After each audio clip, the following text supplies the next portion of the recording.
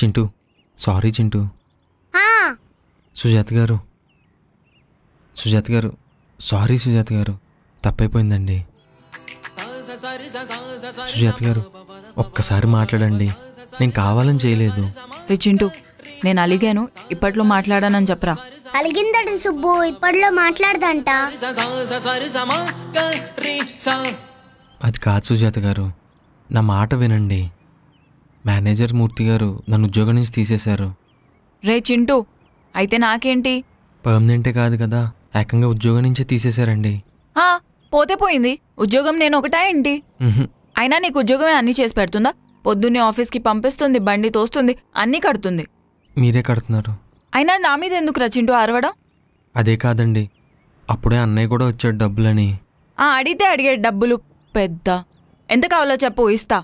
నేనేమైనా నా కోసం ఖర్చు పెట్టానా ఏంటి? అరే కాదురా చింటూ, ఆ పక్కన అక్క వాళ్ళు మీ ఆయన ఏంటి అలా ఉన్నాడు, ఆ బట్టలేంటి, ఆ చెప్పులేంటి అంటే వెళ్ళి బట్టలు కొన్నాను రా. నాకేమైనా వస్తుందా ఏంటి చెప్పు? సుబ్బు కోసమే కదా కొన్నాను.